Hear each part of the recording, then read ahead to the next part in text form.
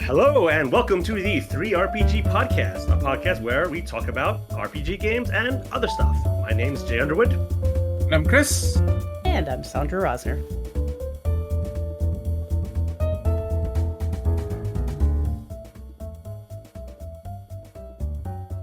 Too bad I'm so lactose intolerant, though. What's your favorite gelato flavor? I still ass. I'm a person, not an ass person. Pralines and dick. Yeah, pralines and dick. Because I'm fucking Wayne's World. Jesus Christ, we have to update our references. No, I mean I'm throwing gamer references. Whether they go over your heads, I don't know. Yeah. Oh, sorry, you were saying before my rude comment. What's your favorite? You're warming up. No, anything with caramel, instant win. That's what I'm having right now. The caramel ice pop. See, instant win. Instant. But I do like mint chocolate chip, as long as the chocolate chips aren't fucking like teeth-breakingly hard. I was just about to ask about that too, because I think there's some people that don't like it. I love it, by the way. Okay. Well, they just didn't have good kind, because some definitely taste like toothpaste. It's so good. I like rum raisin as well. Caramel. I only have every once in a while, but I haven't had a craving for it today for some reason.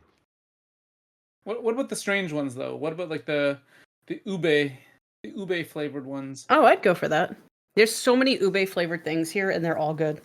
How about the Harambe flavor? No. I don't know what that is. That's when we got on the wrong timeline, I swear. Yeah. This reminds me of something that happened back in high school. It was between, I think it was Matt and Eric. And Eric was making some really crude comment. And then Matt went and says, yeah, right, surprise. And he goes, I just ate ass. And then Eric goes, you just ate ass? And he goes, no, I just ate, ass. Remember this. It may have been AJ. It may have been AJ. I'm not sure. Oh my god. I think it was, because I remember him telling the story. So he was at least present for it. Right. Well, Comma. Yeah, he said it out loud. Well, speaking of asses, today we're talking about how to end a campaign. Oh god, this is the worst. No, I gotta admit that's better than some of the other ones we've had. So. Okay, No, I don't know. You try it. No, that's your job. It's become my job. So, yeah, how to end a campaign. Okay, I feel like this is going to be a short episode. So how do you end a campaign?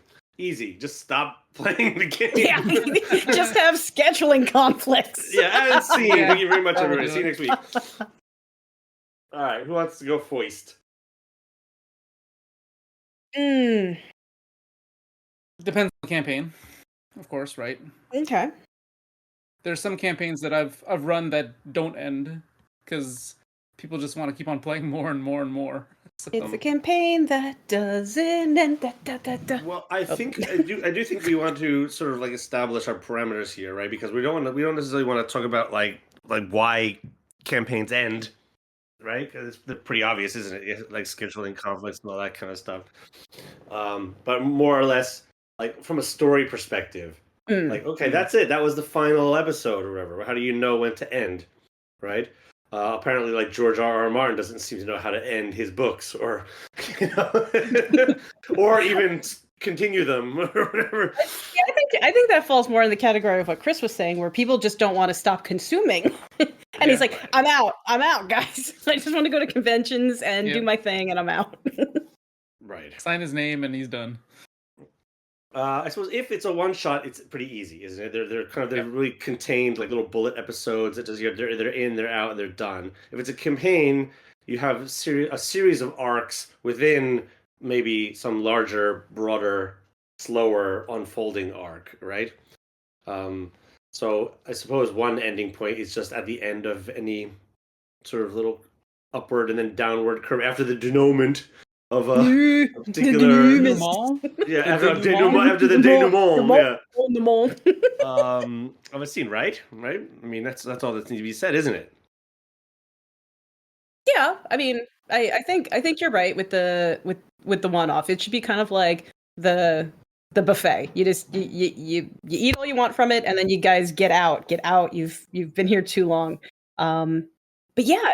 Sorry to interrupt you, but people at buffets are like make me cry bitter tears for humanity. You know what I mean? Like you see them walking back from with their plate just like a mountain of food. Like you can go back again to fill it up, but they have like everything on one plate. Like just you don't have to eat everything at the buffet. I love that. I love buffets, by the way. Yeah, they're great, but still, like to eat a reasonable portion of food. No, for me, I'm on the other side. I think. So Chris is the mound of food guy. You're the mound of food guy. Marshmallows on the side. I don't go crazy, right? Mm-hmm. Like not to the point where it hurts, right? So. Do you go to the dessert buffet? No, actually, I don't like the dessert stuff. You don't have room for soft serve? It's all the savory stuff. No, nada de coco. What? I know we have a topic tonight, everyone. We're not sticking to it very well. No. Okay, enough about buffets. How do we end these tangents and stick to a topic? It's strange though, because when we're getting ready to play, and we know that somebody could die, it could be a party. We have the same kind of nervous energy where we just start talking about the buffets that we went to 20 years ago, kind of a thing. So I don't know. I think we're actually kind of having that experience now. Right. I personally find it pretty I guess I get really sad when a campaign ends, even if it ended really well and it told the whole arc of the story. I'm the person who will read 10 books in a series just to not leave that world. So. I'm terrible at it. So I really want to know how you guys figure out that this is the moment I'm cutting you all off and sending you out. Well, I think it's the denouement, right? I think that's like once a specific goal has been completed, or that's usually when the campaign ends. But for me, it never really ends because I always plan more, even if there is no plans to continue. Just my mind has to keep on moving forward. There's always something, a seed from the earlier episodes that grow into a tree that I wish to climb. Mm-hmm. So it never ends for me. I just keep on adding and adding and adding, and some people will never see it. Sometimes we'll do it, sometimes we won't. So yeah, unless people have okay, we're gonna play this game until the end of the year, and we all know that we're gonna move away because we're going to school or whatever the reason is, then you kind of choose an endpoint. So you kind of tell the story within a real life time parameter. If you have got the luxury of having a moment that, like you say, the denouement moment at the end, and then you don't sort of force that moment along, but the campaign ends when that moment happens, and whenever that moment happens. Most of the stuff is going to be the build up to the climactic point, which oftentimes just immediately follows or precedes the denouement. So, it's just having that idea of this is what the campaign sort of is about. Then the king has died. Okay, well now we've done it. We've that was the end of the campaign. This is the end of the era. And maybe start a new one later on. Maybe in the same world even. But this story has reached its sort of conclusion, right? So yeah. And then whatever happens along the way, whatever pathways and tangents and talking about, rum raisin and mint chocolate chip happen along the way are all just part of the journey towards the end goal, right? Life is what happens to you when you're busy making other plans. That's very catchy. I want that set to jazz, John Lennon. It's John Lennon. Oh, I know. Retune it. Now, a lot of what you were talking about, though, has incredible, and of course, we're telling stories, right? Just different ways of telling stories. Because, when you're writing a novel, you're usually bound by word count, and you have to try to fit the best elements of your ideas into the word count. Otherwise, and of course, you can go into a series, but you have to have an endpoint. It has to be a contained book before you launch into a bigger arc, right? So I'm wondering if you guys just kind of just have like a vague, like it's going to start here and it's going to end here, and we've got this much time, almost like bracketing it with word count, like a novelist does? Or are you ever really surprised by how many sessions you get out of an idea? B. Sometimes there's an end point, and we just play till we get to that point. There's no clue how many sessions it's going to be. I'm actually kind of terrible about that, where I like to go on tangents. Imagine that today. Yeah. Like I'll plan all these like short like 2-session things. They'll end up being 6 sessions, and yeah. I never planned for an end moment. But I'll certainly plan for the kind of the inception moment, the incept moment, or whatever. The sort of the oh god, the twist. No, not the twist. Not the Always twist. The twist. No, the come on. What is it called? God damn it.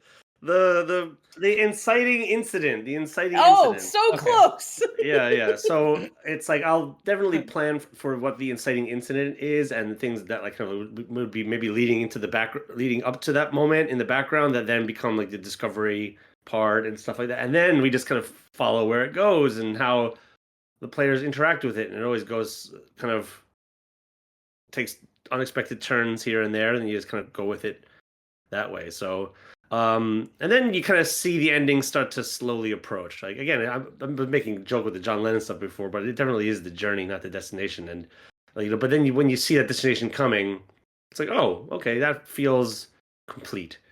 And then we move on, kind of thing. Yep. There's definitely a lot of feel to it for sure. So yeah, I don't think I write endings. Like I write beginnings, and then sort of try to see like maybe a few episodes, if you want, a few sessions ahead of the player party. Like, oh, this is the thing that's happening in the background now, and this is what's going to happen, and these are the moving parts that are happening.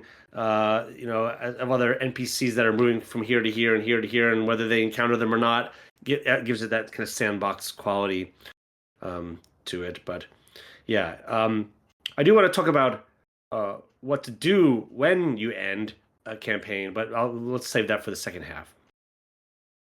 Sounds good. Now, you guys were both, in your own way, kind of implying that your characters, you want to see where they wind up. Now, have they ever gone like so far off the path you intended, like that they never even met up with what you expected to be the big reveal, the big deal, what's happened there? I have let the players just go crazy and kind of like I threw them into a sandbox, right? And they were allowed to do whatever they wanted, and then I started building off of that. So they went to a city called Adislag, and pretty much they decided, okay, we're gonna start a store. They got a little boutique with like jewelry made out of like sticks and glue and shit. No, that is actually they opened up a magic shop because the place has no magic at all. Nice. But in the meantime, they were discovering new things, and yeah, they stayed there for about 2 years, pretty much. That's incredible! Oh my god, I love it. But meanwhile, there were mysteries. There were like things that were happening that they certainly want to figure out. I threw them a lot of different hooks here and there, and they bit on most of them, except for that one time when they just totally strayed away from that. So disappointed in them. Oh, that was so disappointing. You should have just set the city on fire. That would have gotten them out of there. Well, that's what happened in the end. So. Oh no! Oh no! All of our hard work building up this business. Yeah. It was great. It was spectacular. Well, you asked that question, but you very well know the answer, Sandra, because you're playing my damn campaign, and you are the facilitator of taking things off the rails. I haven't played every time that you've ever ran a campaign, so I'm still finding little stories from the between years. So, well, that's part of the joy of bringing something to the table, I suppose, because once players get their hands on it, it becomes something very unique in its own element, and that's what makes it a collaborative form of storytelling, isn't it? So, for sure, though, things go off the rails as they go along, and then that's why it's improper in a way to create an ending, because the ending that you have in mind may not be the ending that is required, and as if you're like wanting to get to that particular ending, then you may sort of steer the players in a exactly. However, if the campaign end is like I made the reference before, like okay, this story will be happening during the reign of Emperor so and so, and then it will end when they die. And they either will die of old age or maybe they get assassinated, whatever the reason is. But the story is sort of like what's happening in the realm of this figure, and then when that person's gone, now we start a whole new story in the next kingdom under the next ruler, right? So in that case, you do have an ending in mind, but you're not necessarily steering the players towards an end goal, right? I think all three of the last big campaigns that we've played, Sandra, and now there's probably 4 or 5, maybe 3 big ones with 2 smaller sort of like side stories happening. It's convoluted. It's intertwined. They're intertwined. Yeah, exactly. There you go. They never had an end goal in sight, but it just felt like okay, it's coming, and I think every one of them seemed to approach quicker than I had expected. I was like, okay, we've got 2 or 3 more months left out of this kind of IP, and then oh wow, that was the ending. That was the end session. Like, I mean, we're all surprised too. Like, I'd say the previous one was like, wait, what? That's it? And then we moved into these new characters, but it's all still active. There's still stuff coming back from there. But that day where it was like one player decision, it was like, oh fuck, like so. It's cool when the whole table's just shocked by it. Yeah. I mean, right now, without going into too many details about the world, in our last story, I was really building up this fun big bad who this got killed unceremoniously, like in a field, got his kind of head cut off. Like, oh well, there you go. There it is. No big epic kind of battle with the party and defeat God with the power of friendship, Jay RPG style, whatever. You know, like, Care Bear stare. Care Bear stare. Yeah. Until he's dead. Yeah, it was just like on a dirty road, and he just got pulled out of a wagon, and just like because he was kind of like one of those like weak mastermind type of villains. And then we started a whole new story where the teachings of this villain are now the kind of underlying threat to the world. And in a way, because we ended at that point and started again from a new starting point, the villain has become kind of even more cool. Has become cooler, has become a lot more threatening awesome. In a way. Yeah, so, I mean, GMs out there who are kind of trying to hang on to, like, get to this big epic moment, well, sometimes just, like, if it feels like that's a good full stop, like, end of a pretty sentence with a, period at the end there, maybe that's the end. Take the risks of just ending.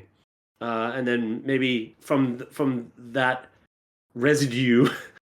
start again afresh, and it may kind of prove to be rewarding. Tried like episodic or serialized like stories where like I think like a lot of like Dungeons and Dragons social play where you go to a store and then you have a contained story, but that's part of a larger story. Have you ever tried anything like that? Yes. Yeah. Where, the adventurers have a sort of little home base where they just go off on missions and people come and give them little contracts to do, and then they go off and they do this thing and they come back and that's the end of the story, essentially. But then next week we'll go and they'll do another like kind of monster of the week type of setting. That's really fun. It doesn't really give you the kind of like big emotional rewarding stuff.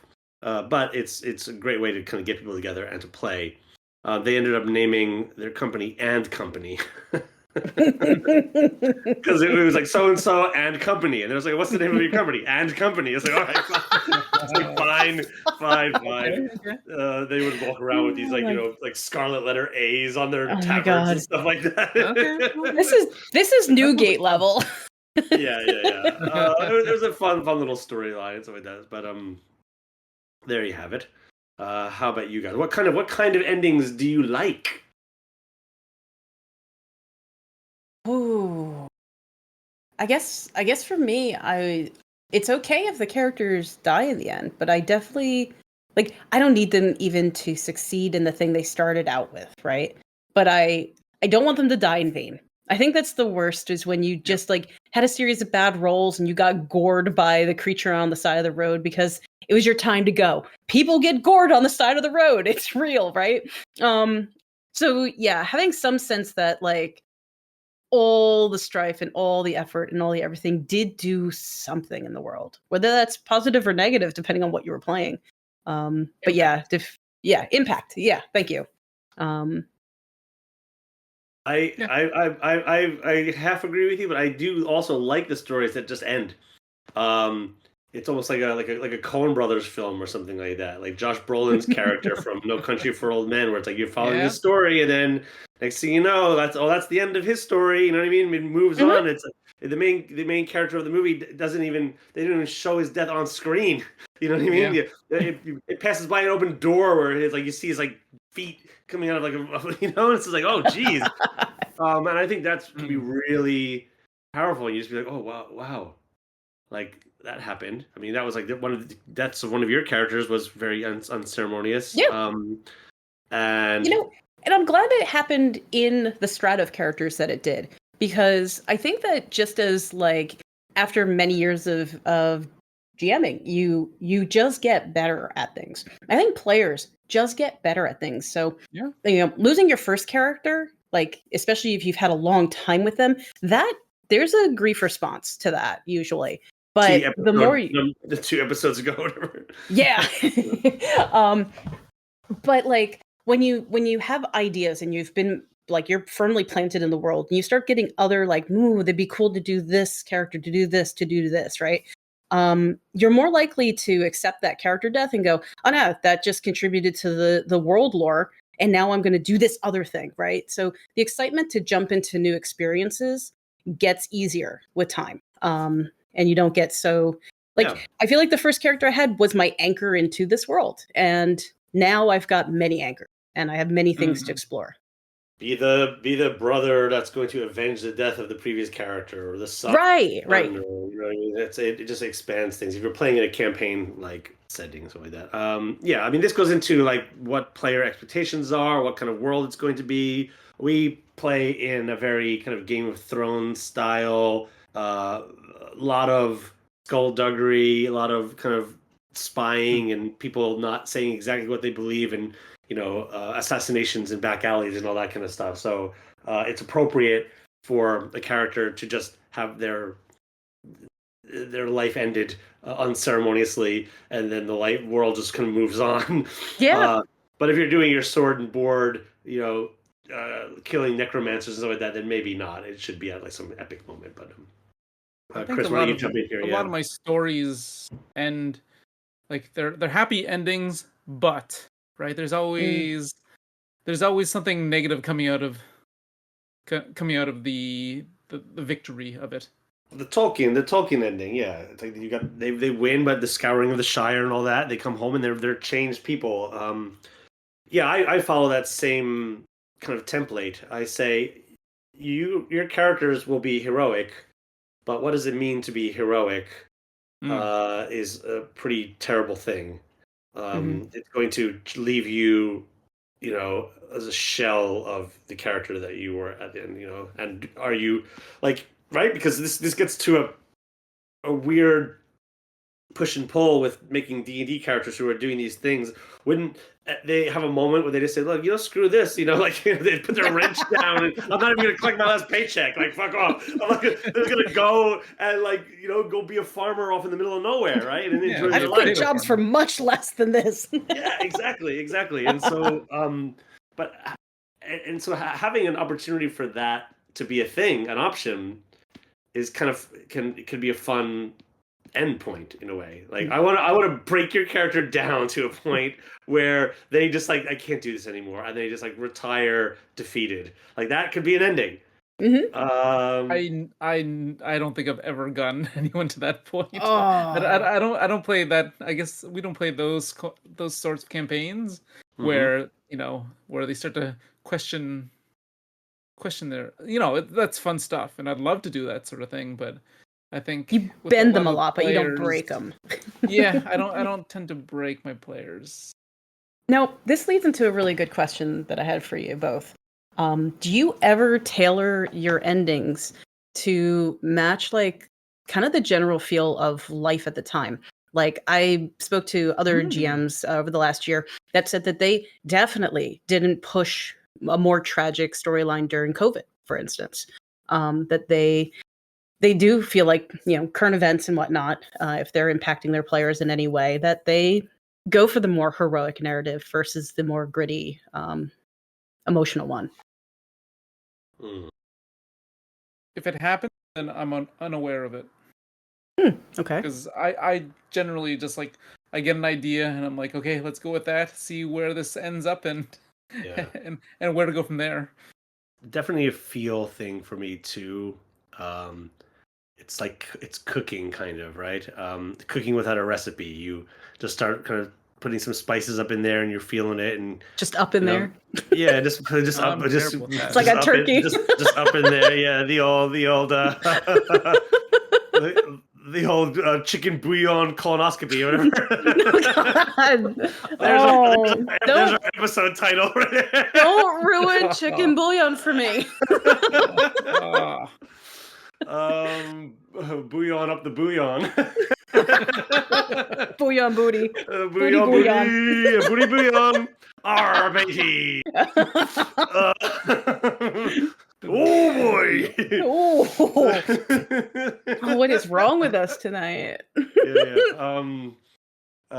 Jesus Christ. Yeah. So no, but I think, yeah, when you've established certain kind of genre elements in a session 0 or implied with the type of module you're using or whatnot, that may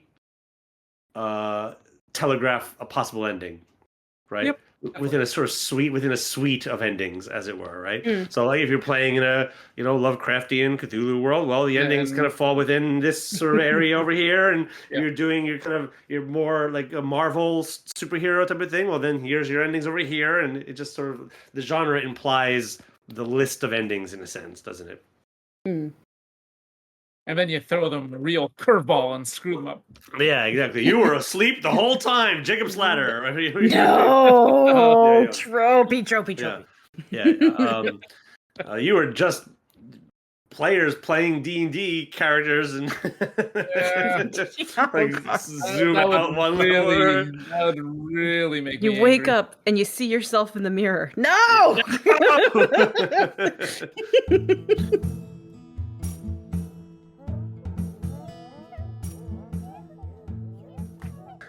This episode of the 3RPG podcast is brought to you by...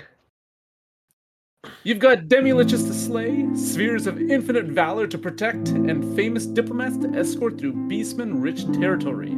You are the pillars on which the fate of the realm rests upon. Yet, for those who yearn for a simpler existence, without the dooming of all civilization, Mundanity Gameworks presents Villagefolk RPG. Feel the layers of stress fall off of you by spending your long rests as nobodies living the good life. Choose from class favorites: blacksmith, farmer, innkeeper, merchant, shepherd, stabler, weaver, potter, and everyone's favorite, the town drunk. Stroll into a world of normalcy. Farm some potatoes. Replace that old fence. Sweep up. Sit on the porch with your favorite pipe and sunset warming your face, and leisurely saunter down that familiar and well-trodden road. Everything you no longer can afford to do. no more income tax. This goddamn road hasn't been paved in centuries. Okay, I don't think I properly explained what this is. Jake just went right for it. He's like, good enough. No, it's like a Stardew Valley, like countryside simulator, right? So it's like for adventurers in their spare time, what they would do during their long rests would be to play this game because they can't be farmers, they can't be shepherds. Exactly. So, let's play Stardew Valley in your suit of +10 magical armor. Yeah, exactly. It's excellent. Available on all services: Nintendo Switch, Nintendo Switch 2, Nintendo Switch 3, PlayStation 5. This is for like fantasy people. These would be all written on scrolls. It's like playing D&D.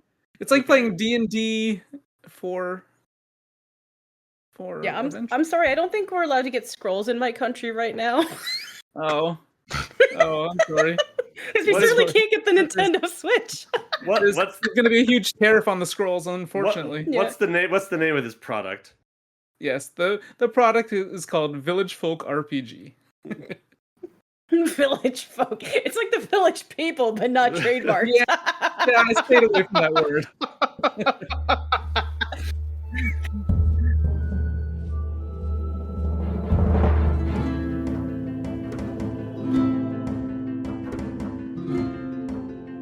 I'll cut you.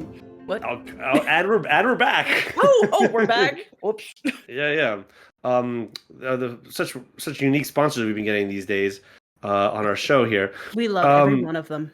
All right, for our second half of the conversation, I think we can talk about maybe some memorable endings you've had and like what made them so, and then things that a GM can do to their players.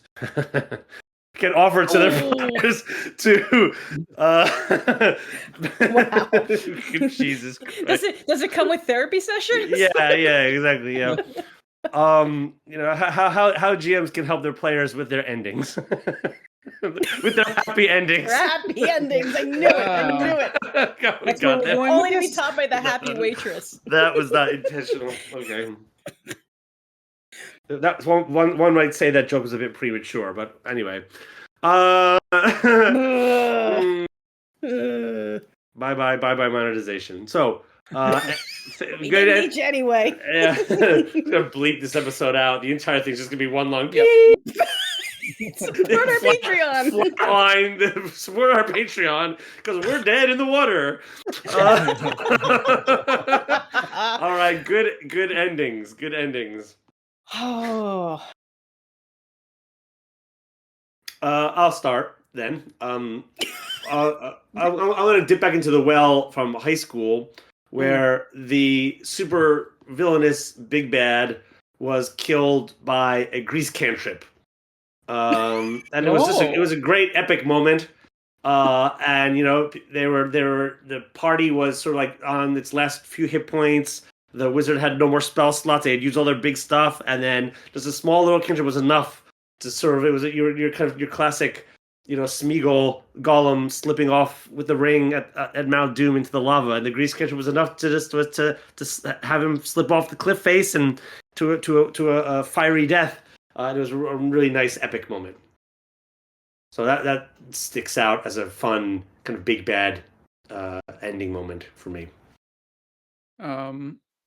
One of my players, her character has two sisters, right? And one of the sisters comes to find her character, but then she's warning her that the other sister is coming to get the player's weapon, like her weapon is like a very special like trishula, and like heirlooms or something like that. Well, it's pretty much an ancient weapon, right? And they all come, but then also the sister brings a band of people trying to acquire all of these mythical items, and then she finds out that she has a brother, and then the brother ends up killing her and actually kills that character, and that was one of the big deaths that has happened in the campaign. where the brother with his Ooh. A well, twist. yeah, because the brother got to a point where he had the player character in a position where if she didn't hand over the Trishula, he was gonna kill her, and she didn't hand it over, so he killed her. Oh my Right? gosh. The Wow. brother did, and that was actually the end of that character for the campaign. Really, Oh shit. Fun epic moment uh, there. it was quite a surprise. I didn't know where that was gonna go. I thought they had a chance of winning, but they didn't win that one. Mm. Sandra? You know, it's hard for me to pick a particular ending because I feel like we tend to, like, especially when you play with experienced players, this will happen. That we were talking much earlier in the episode about, like, you don't just win everything. There's winning, but at a cost. And every And ending is a new beginning. not for most of my characters. Mea uh, culpa. yeah. No, I mean, like, I make characters that tend to be slightly naive or slightly, like, more passionate about something or more pigheaded about things. So when you follow the thread the character is, when you're true to the character, sometimes it doesn't work out well for you given the situation. So no, um, it just feels wrong to not do the thing the character would do, even if it does end up killing him or her. But no, like, Their fatal flaw becomes literally their fatal Mm. flaw. exactly, Yeah. exactly. I don't think you get 50 plus sessions into a campaign without having come tragically close to dying or dying. Like if you're playing that character to its fullest, if it's really fleshed out and has all the features, all the, like, it's a real active character. But I really I wouldn't want to play a campaign anymore that is just the hero, not worship. I'm trying to think of what the actual term is, but where, like, everybody just goes in to be the hero and you just beat the dragon at the end and huzzah, right? Like, I really have come to love the tragedy and the triumph in equal measures. So you don't have a specific moment that you like. You're saying that your favorite endings are the ones that have a little bit of that kind of bittersweetness to the end. Yeah, like, our second campaign, you know, when my character gets off the boat, it's like she finds something really tragic to be the case, but something really, like, unbelievably awesome to be the case, of these threads that she's been chasing down the whole campaign. So it's like if she would have just had all of these things be successful at the end, it would have felt really hollow. So the tragedy balancing with the triumph of something good happening after all of that feels real. That feels earned. It feels good. Yeah, this character kind of came full circle in a way. Like her whole story was like, I gotta get out of this podunk town, and then in the end, was quite happy to return to it. Then with there was this kind of like ongoing will they won't they relationship thing. In the end, they did, leading to a child, but the very nature of the adventure itself kind of had wrecked the character's physical well-being because of all the magic, and because magic has a cost. And so, like, oh, okay, here's my daughter who I love, in a city that I didn't love for a while, but has become like now a home. But I've only got a few more years left to enjoy it, kind of thing. And so yeah, it was a nice kind of send off in a weird way. Good for her to have passed away early for the fate of her damn. child and husband who met a horrific end. Yeah, But this works. yeah. Well, that was one of those unexpected things for me as well doing that. But anyway, that's a story for another time, perhaps. Pardon me, dear listeners. But so I'd like to end maybe our today's episode by talking about like what GMs or players can do at the ending. And for me, I've got a very clear answer, and that is the montage. When you are going to end the campaign, you give each of those players, even if they're dead, a moment to sort of like send off to give their like Peter Jackson's ending of the Lord of the Rings, where there's like 19 different endings. Give their version of the ending from their character's perspective. Talk about like what happened, what were the fallout, what were the ramifications. Just give them the GM seat for a little while, and then maybe even other players can kind of like jump in on top of it. Like and I was there as the paladin, and the GM can kind of like add flourishes here and there, and that's just like a really fun, great way to sort of like close the book on an adventure. So anyone who's not doing that should damn well do it. Now, I want to throw something in there real quick because, even if your character died midway through, I still feel like there should be that sense of closure and satisfaction. And, your character may have died, but they left behind stuff, like whether it was their sword, whether it was a magical book, whether something of theirs probably got carried on with the party or got left behind in a field or whatever. And letting your character say what happened to those items now leads to new threads you can play later. Go one step further. I'd say like anyone that they interacted with, they should be able to narrate how that impacted the NPCs that they ran into as well. Exactly. So and then if the GM can find some really interesting kind of like poetic end note, you'll have players like applauding at the table. Literally, it happens. And not just say, and they clapped. And then they clapped, yeah. Or like, what's that one politician? Please clap. Please clap. I mean, you want our hot, delicious tears at the end. You get them. I usually get myself before anyone else does, which is a shame, and that gets in the way of like just telling a really compelling story when like the director is crying. But what are you gonna do? Like I have such a sweet spot for like innocent people getting swept up in this horrific world, and I could easily just be running a world that's less horrific, but. I mean, what fun is that? That's your drug, though. And so when there's a moment or a sad moment for someone who's just like gotten steamrolled over, right? Yeah, that does get me worked up because it just feels like I can see it very clearly. So yeah, the montage is definitely a go-to ending, and and let them expound, let them go big. Let them go big, Oh no, you didn't have the don't do that. Mm-hmm. What a player's starting to say, and then this town erected a statue in their honor and says, yeah, no, but you were only a little villager, and so they wouldn't have erected the statue. Well, what are you doing that for? Let the player fucking go to town on this one. Let them do it. It's the end. Yeah, it's the end. 100%. Yeah. Chris, how about you? Any bits of advice here? I think that's nothing else that I would add to that, other than sometimes after everyone's done, I have something to surprise them with. So there'll be kind of like a twist. They'll be like, "Oh, here's what happened," and then I'll be like, "Okay." And then what happens is like a couple months later, a man walks into a tomb and he opens it up, and kind of like it adds to the story.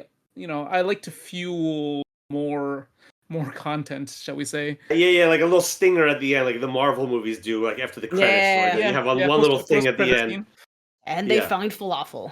Yeah, exactly. No, but that's what I mean. But if you could find some kind of like moment where like I don't for some reason the ending sequence of The Godfather pops into my mind, like with the door kind of like slowly closing. It's like I'm never gonna lie to you kind of thing, and then it just slowly closes with a cool little musical track. An amazing ending, right? It's such a great ending, and if you could have something that like it just. Okay, the camera pans in on what? Like just like this old rickety box with the brass things, the brass bindings that have been kind of like carved off for cannonball fodder and stuff like that happen to belong to a character, and then that's the ending. There's like this poignant little moment at the end. That's a really nice moment. Just like some object. All the time I use those. I'll even sometimes do like camera shots with my description. Like, we pull back from the scene. So I think I GM in a very cinematic way as well. I'll often use references to films and try to like even think like a filmmaker, like where is the camera even placed in a way.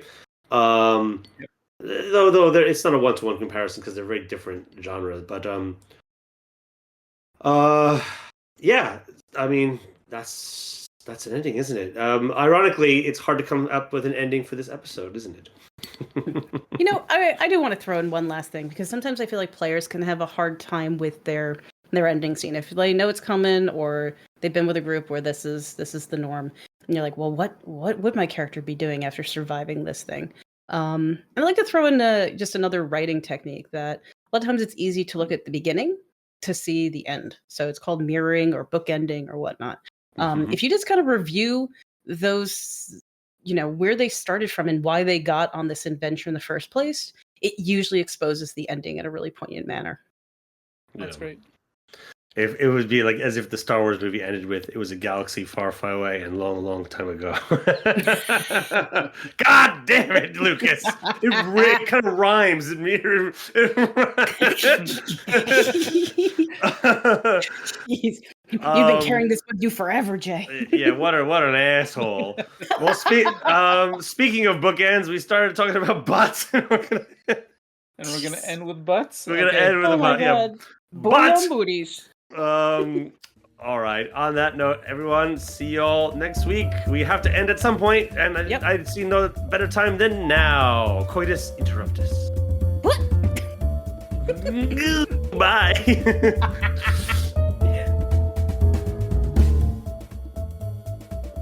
The 3RPG Podcast is produced and performed by Sandra Rosner, Chris Takasaki, and Jay Underwood. Music and audio editing, mix, and master is done by Jay Underwood, art by Chris Takasaki. If you would like to support the 3RPG Podcast, please visit our Patreon or visit our website at www.3rpg.com. That is THREERPG.com.